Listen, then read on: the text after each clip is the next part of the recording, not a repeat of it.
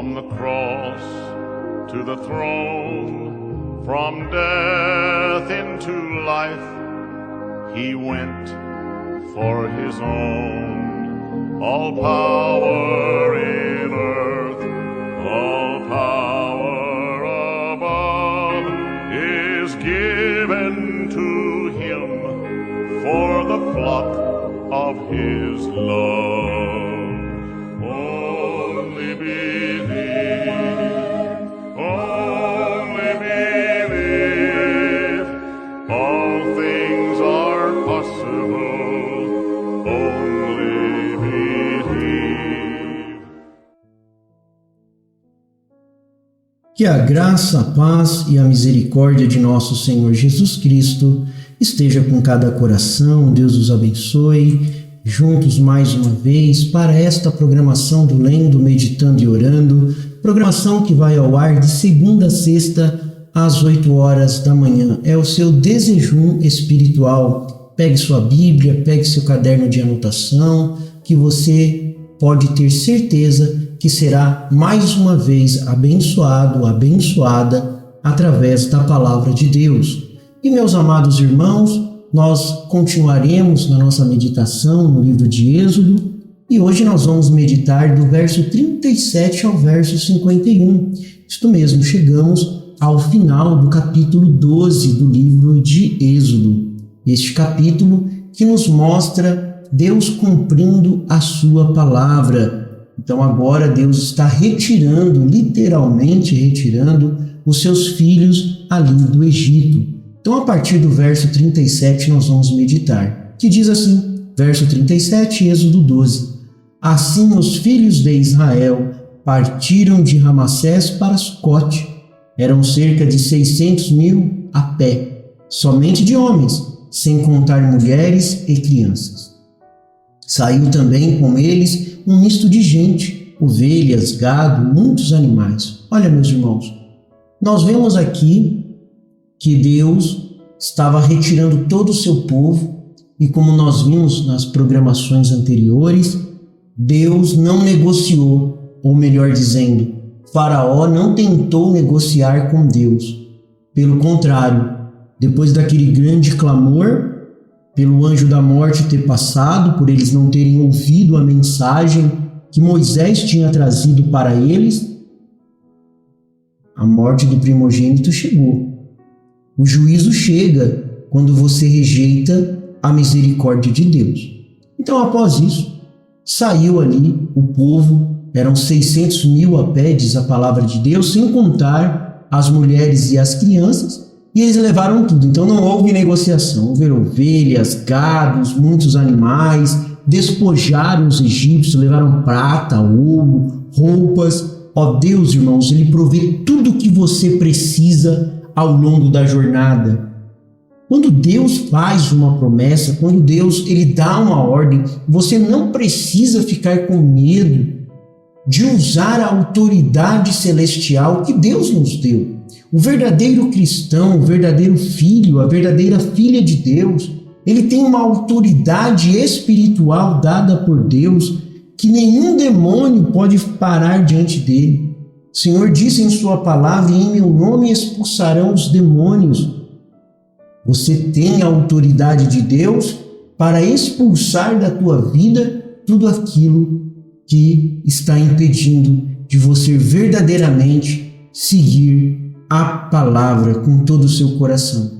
E a palavra de Deus diz que saiu uma multidão mista. Então não saíram apenas os israelitas.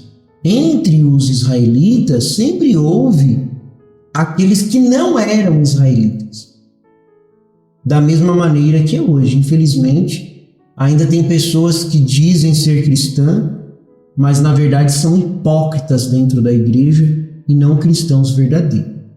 E no verso 39 diz assim, e assaram pães sem fermento da massa que levaram do Egito, pois a massa não tinha levedado, porque eles foram expulsos do Egito. Não puderam deter-se e não haviam preparado para si provisões. Ora, o tempo que os filhos de Israel habitaram no Egito foi de 430 anos.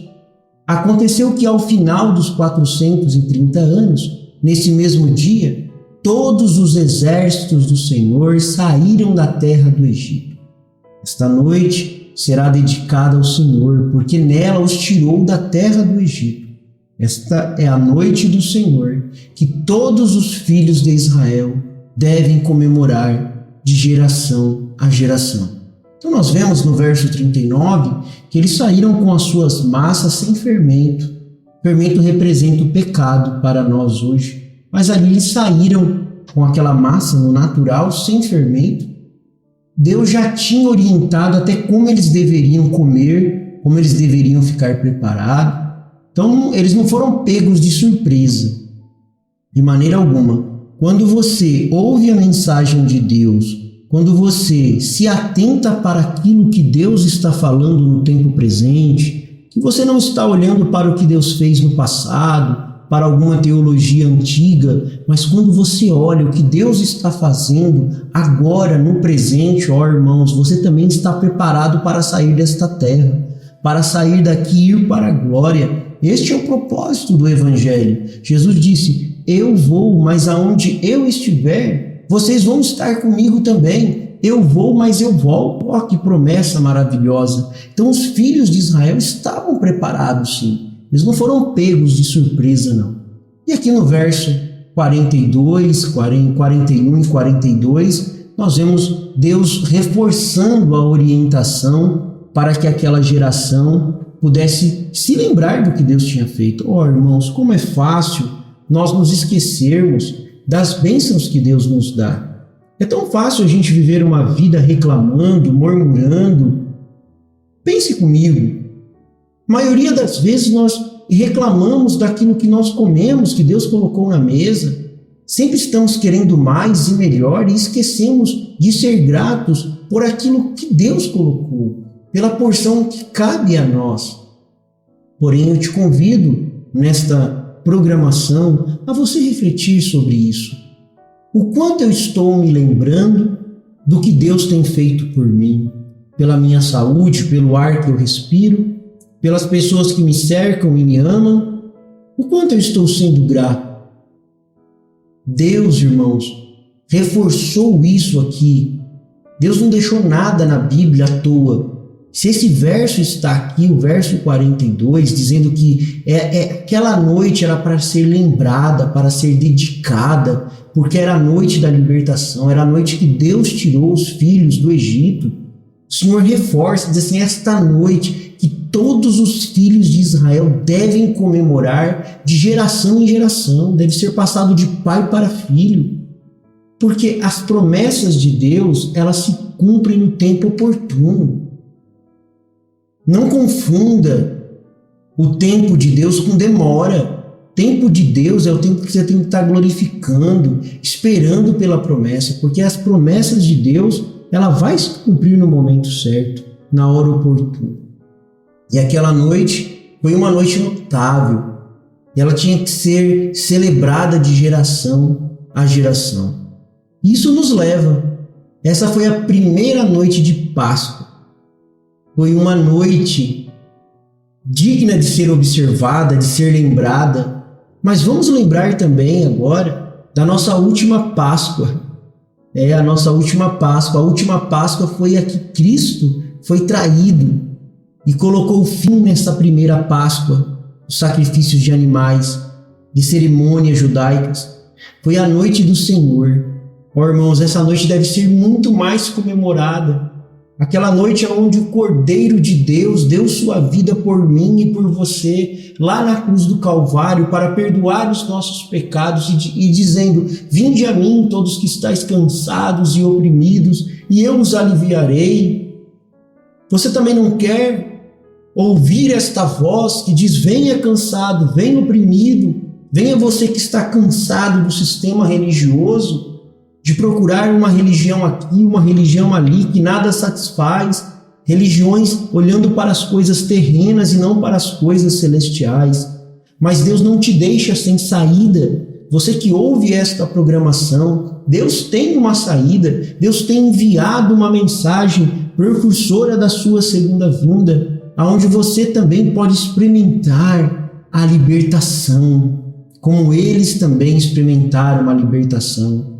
Ó irmão, todos aqueles que participaram das misericórdias de Deus devem se unir em louvor, em gratidão. Deus estava cuidando dos seus filhos, pedindo para eles se lembrarem. Quanto mais nós não podemos nós não devemos, melhor dizendo, nos unir em louvor e gratidão pelo que Jesus Cristo fez na cruz do Calvário. A nossa Páscoa no Novo Testamento é a ceia do Senhor. Nós não podemos fazer de qualquer jeito, mas nós devemos estar com os nossos corações humilhados diante da presença de Deus. Também aqui nós vemos que o estrangeiro, se ele fosse circuncidado, ele também podia comer da Páscoa. Deus não deixa ninguém de fora, mas tem que vir conforme a condição de Deus. Então Deus estava já estendendo a mão para o gentio, para mim, para você, um tipo ali, né? Isso ensinou aos judeus o que lhes dava direito aos seus privilégios.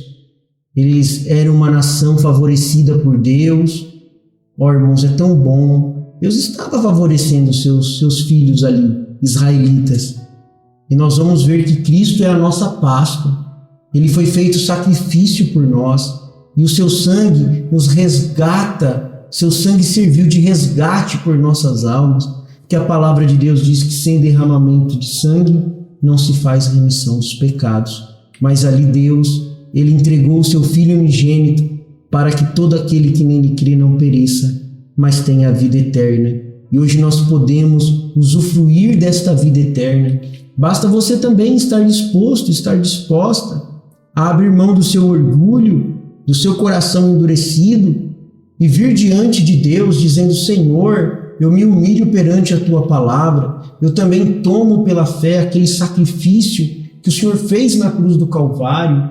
Eu quero, Senhor, atender às Tuas condições, que não seja da Tua maneira, da minha maneira, mas que seja da Tua maneira, que não seja conforme eu quero, mas conforme o Senhor deseja. Ó Pai, estou aqui, entregue a Ti. Você não quer render o seu coração a Deus? Conhecer mais desta mensagem que nos prepara para a sua vinda? Profeta de Deus para esta era, William Martin Branham, na mensagem Deus guarda a sua palavra, ele nos diz assim: e ele levou o povo para fora, subindo o seu caminho. Eles começaram a se rebelar contra o profeta e contra o anjo e contra Deus e contra a palavra. É isso que acontece quando entra um espírito de rebeldia, quando você se levanta contra o mensageiro de Deus, você se levanta contra o anjo de Deus. Quando você se levanta contra o anjo de Deus, você se levanta contra Deus.